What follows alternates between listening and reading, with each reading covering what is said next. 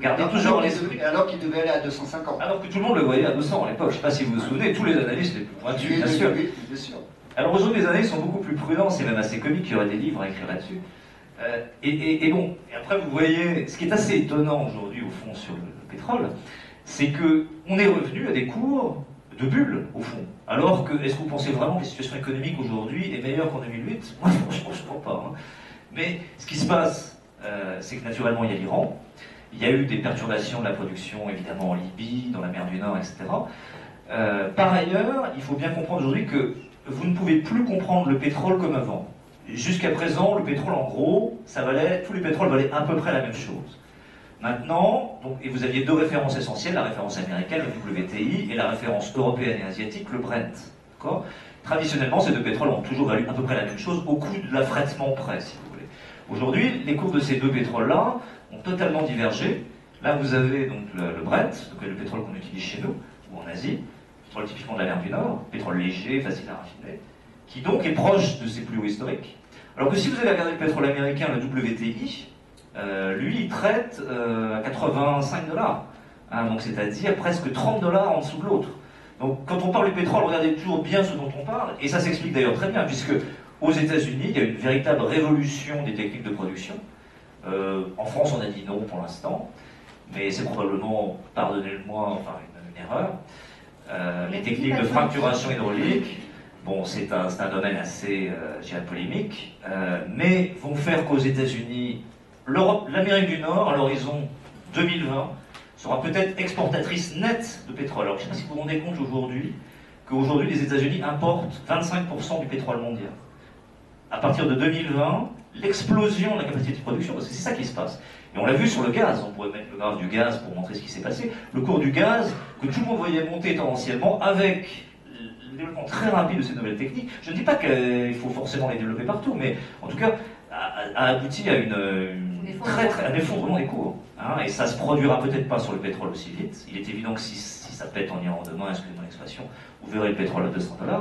Mais tendanciellement, j'ai envie de dire, il faut faire attention sur le pétrole, parce que à long terme, il y a quelque chose qu'on perd de vue sur les matières premières, c'est qu'à long terme, les matières premières reviennent toujours, mécaniquement, vers leur coût moyen de production. Alors que dans les phases de hausse, elles vont vers le coût marginal de production. Le coût marginal de production sur le pétrole aujourd'hui, c'est 130 $, c'est-à-dire le coût de production des 10% de pétrole les plus chers. En conventionnel ou en non conventionnel? En général, en comptant la facturation hydraulique, etc. Si vous regardez le coût moyen de production du pétrole, c'est combien? Vous avez une idée? Ça va vous faire peur là. C'est 11 $. Parce que la plupart des pétroles qui sont produits à des coûts de production de 3 $, ça coûte rien. Sortir du pétrole des sables irakiens ou des sables iraniens. Donc, attention, je ne vous dis pas que le pétrole va revenir à 11 $, ni même 15, ni même 30, mais au vu des éléments cycliques que je vous ai présentés et de l'évolution très très rapide de la capacité de production, bien supérieure à ce que le marché anticipe, il est probable qu'on reverra les 50 $ un jour. Mais hors guerre en Iran, hors choc exogène évidemment. Non, puis aux États-Unis, l'exploitation des gaz de schiste, oui, voilà. ça va. Alors, on pourrait juste montrer le graphe du gaz. Oui, voilà. Alors, vous voyez le gaz. On voit bien le mouvement haussier, surtout à partir des années 98, alors c'est beaucoup plus volatile, hein, c'est le cas de dire, le gaz. Vous voyez, ça montait régulièrement jusqu'à 15 $ le BTU, enfin le million de BTU. Et puis arrivent les techniques de facturation hydraulique, et vous voyez que les cours, c'est pas du tout le même graphe que le pétrole. Hein. Et c'est simplement l'évolution de la technique, ça. Et c'est en train d'arriver sur le pétrole. Alors faites bien attention. Alors, je vous ai dit que ces deux experts étaient complètement indépendants et qu'ils n'avaient rien à vendre.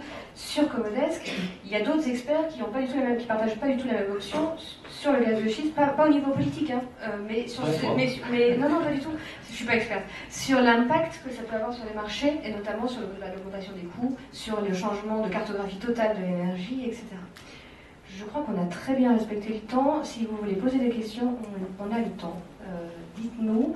Par contre, on va vous demander, pour des raisons de son, de passer soit vers la droite, soit vers la gauche, où il y a des micros, parce qu'ils ont des fils. Vous parlez très très fort. Voilà. Sinon, on vous raconte. Des questions, on continue. Qui se lance à monsieur? Merci, monsieur. On va parler des terres rares. Alors, les terres rares, comme leur nom l'indique, ne sont pas rares. Elles sont simplement rarement exploitées. Donc, je vous conseille, tout comme l'éolien, ce genre de choses, la plus grande prudence. c'est typiquement Très peu, c'est pas volatile. les idées séduisantes en apparence, mais qui ne sont pas forcément des bonnes idées. Est-ce que c'est un marché liquide? Pas du tout. Vous pensez que la pénurie actuelle est organisée? Bah, en fait, jusqu'à présent, les terres rares, on n'en avait pas véritablement besoin. Et puis, les Chinois étant spécialisés dans l'électronique, et comme elles sont très utilisées dans l'électronique, notamment pour les applications téléphoniques, elles sont devenues le premier producteur mondial. C'est assez logique. D'ailleurs, la Chine est le premier producteur mondial d'un très grand nombre de matières premières, y compris l'or. Je ne sais pas si vous vous rendez compte. C'est pas du tout l'Afrique du Sud ou les États-Unis. Et donc, en fait, ces terres rares ont été jusqu'à présent peu exploitées, et vont l'être beaucoup plus. Et des terres rares, il y en a plein en fait. Mais comme du pétrole, il y en a plein. Après, à quel coût? À quel coût et à quel terme? Parce que le problème, c'est d'arriver à ça. Donc, c'est le temps de faire en sorte de pouvoir extraire entre le moment où on choisit d'investir et le moment où on arrive à sortir. Comprenez-moi bien, parce que je ne vous dis pas si vous avez investi sur les terres rares via telle ou telle action, je ne vous dis pas du tout que ça ne va pas marcher. Je vous dis que moi, en tant que problématique, enfin, moi qui connais un peu les matières premières quand même, je n'irai pas investir moi-même là-dessus. Oui, monsieur. Monsieur Lannet. Au sujet du palladium. Oui. Le palladium est un marché qui malheureusement est trop contrôlé par l'ancienne Union soviétique. On ne sait pas quels sont les stocks, il y a très peu de transparence. C'est une sorte de platine du pauvre. Donc si vous aimez le platine, vous devez aimer le palladium, parce que ça bougera de la même manière. Le problème c'est que il y a très peu de visibilité. Alors que sur le platine, vous avez une assez bonne visibilité, c'est pas du tout aussi liquide que l'or. Mais ça me paraît, moi je ferais du platine en tous les cas. Beaucoup plus liquide. Et d'où les marchés à terme et options. Dès qu'il y a de la visibilité, peut-être pas dans les cours, mais justement dans la liquidité, ça c'est extrêmement important. Allez surtout sur des marchés les plus liquides possibles. Il faut toujours pouvoir retourner ses beaucoup de positions. volume. Ça c'est important. Si on vous vend un produit extrêmement compliqué, structuré, qui est rare, hein, pour pas faire de mauvais jeu de mots, après vous êtes quelque part Achetez que ce dont vous pieds pouvez et mains sortir liés par rapidement. rapport à l'institution Surtout dans le monde qui actuel. vous l'a faite. Et vous ne pouvez pas vous retourner. Je crois que la problématique numéro 1 des marchés, c'est faire en sorte d'aller sur des marchés les plus liquides possibles. C'est-à-dire ceux sur lesquels on peut se retourner. Mais pour ça, toutes les matières premières dont on a parlé sont parfaitement liquides. Vous voyez. Alors, si vous allez investir sur de l'éthanol, c'est moins liquide. La noix de cajou est moins liquide. La noix de cajou, il n'y a pas de Les terres futur. rares sont moins liquides. On l'a vu, il y a sur les 200 matières premières, et notez que les principales matières premières, l'eau, le minerai de fer, l'acier, vous ne pouvez pas vraiment investir. Sauf si vous êtes, si une banque vous fait un produit ad hoc, mais pas le particulier. Un des indicateurs de liquidité du marché, c'est à partir du moment où sur ce marché existent des marchés à terme, donc du Delta One, et des marchés d'options. À partir du moment où sont créés de toutes pièces des marchés et d'autant plus standardisés, parce que ou des indices, parce qu'il y a des indices. ou des indices, ça veut dire qu'il y a de la liquidité. À partir du moment où il n'y en a pas, et c'est vrai que le diamant par exemple, qui est un marché encore plus confidentiel, Très intéressant, le diamant, mais pas de que du véritable physique. vecteur d'investissement. Là c'est... Pas cher du tout. On rentre dans un autre domaine. D'autres questions? L'argent. L'argent? L'argent, alors l'argent, moi j'aime bien. Parce que c'est un peu l'or avec un effet de levier. Si vous croyez à l'or, j'ai envie de dire que vous devriez plutôt faire de l'argent. C'est pas que j'aime pas l'or, hein, après tout, bon. Mais l'or, vous voyez, c'est un peu... Si on regardait le graphe de l'or, on pourrait le regarder d'ailleurs. L'or, on a parlé de Stravinsky sur le cacao, de Wagner sur le... L'or, c'est Mozart. Hein. Mais on sait que Mozart, ça finit tout seul dans un cimetière, pauvre et oublié. Comme tout le monde finalement. Pas comme tout. Les cimetières sont pleins de gens irremplaçables qui n'ont pas été remplacés, c'est vrai. Donc l'argent a ceci de beau que c'est à la fois un métal précieux et un métal industriel. Le jour où l'économie mondiale repartira, et elle repartira, il ne faudra peut-être pas avoir d'Alkifaris ce jour-là, mais bon, c'est un autre débat. L'argent fera mieux que l'or. Vous voyez, parce que l'argent c'est avant tout un usage industriel. Alors qu'on peut tout à fait le considérer comme un métal précieux aussi. C'est intéressant cette hybridité, si vous voulez. Donc moi j'aime bien. Si vous êtes fan de l'or, faites plutôt de l'argent en réalité. Mais aujourd'hui, est-ce qu'il faut être fan de l'or? Moi j'ai du mal à l'être. Je pense que le marché a vraiment très envie d'aller voir les 2000 $ l'once. Tout le monde attend ça, tout le monde en a, tout le monde se dit, bah voilà, attends, les banques centrales vont l'emmener, etc. Il est fort possible qu'on y aille. Mais si on le voit, je pense qu'il est devant. Il y a une moi je dirais que concurrence. sur l'or, à chaque 100 $ de hausse, achetez des puts. Parce que le jour où ça va retracer, comme on dit, Les pouces, c'est ce qui Alors, descend. les options de vente. Si vous voyez cet effet de l'argent joue dans les deux sens. Je ne sais pas si vous vous souvenez, la troisième semaine d'août 2011.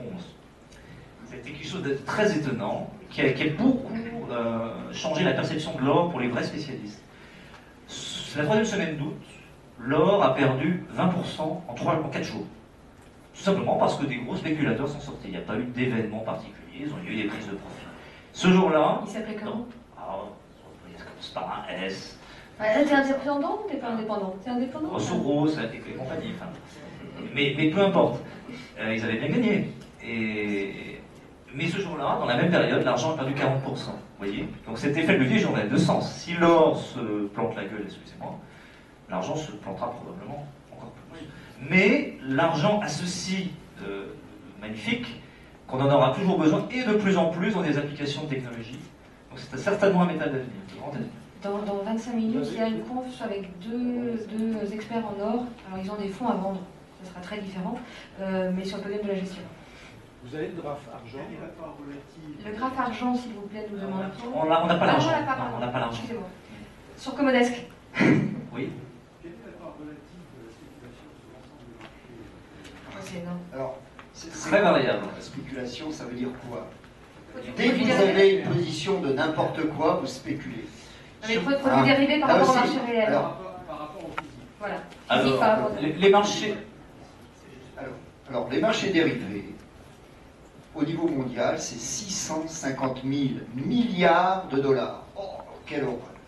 Et les réels? Alors que l'économie mondiale, c'est 50 000 milliards de dollars. Alors, ce qu'il y a de navrant quand on met ces deux chiffres en parallèle, c'est de voir que certains très grands noms de l'économie, de la gestion, vont vous dire mais ce n'est pas possible, ça fait 10 fois le PNB mondial. Je ne citerai pas les gens, parce que ce sont des gens tellement connus de gauche comme de droite d'ailleurs, là tout le monde en est d'accord, on ose comparer ces deux chiffres. Sauf que le 650 000 milliards de dollars, vous voyez, 650 fois 10 puissance 12, vous voyez, c'est énorme. Hein. Ce n'est pas autre chose que la somme des transactions. Oui, il faut regarder. Attendez, non mais ça, ce point de détail, c'est pas qu'un point de détail, c'est fondamental. C'est-à-dire qu'en clair, on comptabilise quand par exemple vous traitez sur le marché d'échange 1 million d'euros-dollars. Je le traite avec vous à 1,2812. Ensuite, vous allez le revendre 1 million à 1,2815. Il va me revenir à 1,2813. Déjà, on a traité 3 millions. Quelle est la position finale? C'est 0. À moins qu'il m'en ait revendu que 990 000. Là, il restera 10 000. Donc, la position ouverte, c'est 10 000. La somme des transactions, c'est 3 millions. Même principe sur le marché Eh bien, réel. C'est et sur tous les marchés. Le 650 000 milliards, ce n'est pas autre chose que l'équivalent de ce 3 millions, c'est-à-dire la somme totale des transactions. Alors finalement, la bonne question, c'est pas de se dire est-ce qu'il y a 650 000 milliards de dollars de produits dérivés dans le monde, c'est finalement quelle est la part résiduelle, c'est-à-dire le petit 10 000 par rapport à 3 millions là, de tout à J'ai la l'heure. réponse. Eh bien, ce n'est même pas, c'est à peine 1 pour 1000. À peine 1 pour 1000. C'est-à-dire que la position ouverte résiduelle est de 650 milliards de dollars à comparer aux 50 000 milliards de dollars de PIB. Alors, plus spécifiquement sur les matières premières, la production mondiale de matières premières est de l'ordre, c'est très variable, parce qu'avec les cours, vous voyez, mais on va dire 7 000 milliards de dollars.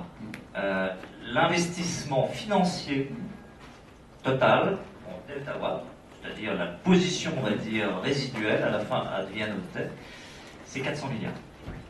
Donc, en réalité, c'est pas... Alors, c'est très variable selon les matières premières. Vous avez vu sur l'or, on n'est pas loin des 50%. C'est là qu'il faut être très prudent. Tous les spéculateurs ont l'or. Sur le pétrole, c'est relativement important, parce que c'est devenu finalement, comme le dit très bien Georges, un instrument de couverture de portefeuille, tout simplement. Ça peut paraître étrange, mais c'est comme ça. Les financiers qui font du pétrole pour couvrir leurs actions, tout ça. Mais globalement, on ne peut pas dire aujourd'hui, je suis le premier à être très critique vis-à-vis de la spéculation, on ne peut pas dire que la spéculation fait les cours, sauf sur les précieux. Là, c'est eux qui font tout. Sur l'agriculture, Alors, sur l'agriculture, ça commence à être très réglementé. Et je ne crois pas que les pouvoirs publics, et d'ailleurs on peut s'en réjouir, laisseront les spéculateurs faire preuve le moindre risque aux équilibres alimentaires mondiaux. D'ailleurs, on le voit déjà, vous avez vu ce qui s'est passé avec... en France, les banques n'ont plus le droit d'intervenir. Et je pense que petit à petit, il y aura une espèce d'embargo. Plus personne quasiment pourra en faire. Sauf peut-être les soft commodities. C'est pour ça que c'est intéressant de regarder encore le cacao, le café, les produits breakfast, comme on dit. Qui sont... Enfin, malgré tout, ils n'ont pas le droit, mais ce qui est autorisé, c'est de faire des filiales qui vont le faire. C'est le principe de l'autruche. Ça s'appelle du jésuitisme, mais enfin, on n'est pas là pour polémiquer et faire de la philosophie de café du commerce. Mais c'est tout. De toute façon, il faut bien comprendre que tant qu'il y a du commerce, de la gestion, de l'information et des gens qui achètent et qui vendent, il y aura fatalement des produits de couverture adaptatifs et dynamiques. Et il y en a beaucoup qui servent les entreprises. C'est inévitable. Qui permettent de gérer le risque. De toute façon. EDF est le premier optionneur de France. D'autres questions? Une question pour M. Castel. Oui. Quand vous dites que la somme globale des est nulle, ou presque. Non, pas nul. Non. La somme, c'est... La position ouverte. Non, le 650 000 milliards de dollars, c'est la somme des transactions, c'est-à-dire les achats et les ventes. La position résiduelle ouverte, c'est à peine 1 pour 1000. 1 pour 1000. Je voudrais prendre un seul exemple. Le Boycourt, par exemple, les ETF sur l'or, par exemple, les sénateurs en ont démarché 100 fois plus ou 1000 fois plus peut-être qu'ils n'ont de réserve réelle. Donc le delta, là, c'est pas petit, Mais comme vous dites, le bruit court. Non, et puis c'est des produits, bruit court. c'est sur un produit spécifique. Vous savez, c'est pas il sur faut la bien totalité. comprendre une chose. Faut bien comprendre une chose. Toutes ces activités sont totalement fantasmatiques, à tout point de vue. Hein, la théorie du complot, les gnomes de Zurich en 1965, le conflit judéo-maçonnique, enfin tout ce Non, qu'on mais veut. il y a des... X-Fight. Non, non, mais vous le dites vous-même, le bruit court. Georges, il y a des... Où est la réalité? Où sont les faits? Il y a des ETF exotiques Non, il y a des- sur lesquels il n'y a pas de Bien fonds, d'accord. sur lesquels il n'y a Prenons pas de fonds. l'exemple du cacao sur lequel j'ai beaucoup travaillé moi-même chez Sucre et Denrées. Quand M. Fouette-Boigny, je ne sais pas s'il y a des gens de Côte d'Ivoire ici, avant qu'il ne décède le 7 décembre 1993, le cacao n'arrêtait pas de baisser. Et il dit la chose suivante, voyant justement la méconnaissance des marchés qu'il avait, mais comme la plupart des gens d'ailleurs, ce qu'on va faire, c'est le stocker. On va le stocker, comme ça les cours remonteront. Eh bien non. Il aurait fallu qu'il le détruise. Le détruire, ça veut dire que la réalité physique aurait fait que le marché n'aurait pas été dupe, et là aurait fait remonter les cours. À partir du moment où vous planquez la poussière sous les tapis, elle est toujours là. Et toute la problématique de la fantasmatique, et je dirais de l'humain, pourquoi justement les marchés vont en haut, en bas, et la volatilité? La volatilité, c'est la faute des produits dérivés, bien évidemment. Eh bien, moi j'ose dire que la volatilité, c'est parce qu'il y a de plus en plus d'intervenants sur les marchés, il y a de plus en plus d'informations, il y a de plus en plus justement d'avis contradictoires, avec des gens qui ont plus ou moins de moyens, c'est-à-dire de gens qui peuvent tenir leur position ou ne pas les tenir, des gens qui in fine auront certaines raisons, d'autres torts, mais ça on ne le saura qu'après, backtraining, et c'est ça qui génère les bulles. Parce que finalement, qu'est-ce que c'est qu'une bulle? Une surbulle ou une subbulle? Une sous-bulle? Ce n'est pas autre chose finalement que l'imaginaire collectif qui est quelque part cristallisé par une personne qui s'appelle un leader par rapport à d'autres, un leader de pensée. Regardez, prenons l'exemple de M. Greenspan. Georges, on nous arrête là-bas, au fond, à la régie. Novembre 98. Greenspan a dit des tas de bonnes choses, sauf le 23 novembre 98 où il dit nous rentrons dans l'économie, dans le nouveau monde, la nouvelle économie, l'an 2000. Moi j'ai 50 ans passés, et nous sommes dans une génération où l'an 2000 c'était extraordinaire. On allait manger des pilules, des machins, des trucs. Jamais on a parlé autant de terroir que depuis ces années-là. Mais en 1950, on s'imaginait des tas de choses. C'est ça aussi la spéculation. Speculare en latin veut dire prévoir. Mais prévoir, est-ce que ce n'est pas gérer? Est-ce que ce n'est pas la politique? C'est une très belle conclusion, Georges. Voilà. Donc nous sommes tous des spéculateurs, à la fois intellectuels, mais également actifs ou proactifs, ou qui subissent la vie des autres. Donc faites votre pensée, Et prévoyez. écoutez les uns les autres, faites votre idée, gérez en Delta One, accompagnez le produit dérivé. Merci, Aujourd'hui, Georges. une gestion Delta One ne suffit plus, même avec les meilleurs experts. Les meilleurs experts sont ceux qui vont vous dire oui, ça va y aller, mais il y a des chances que ça y aille pas. On va éteindre la lumière, Georges. On va éteindre la lumière. Donc on vous remercie de votre attention. Rendez-vous sur le S49. Alors, moi, vous pouvez me retrouver sur Facebook, sur LinkedIn et sur Wikipédia. Voilà.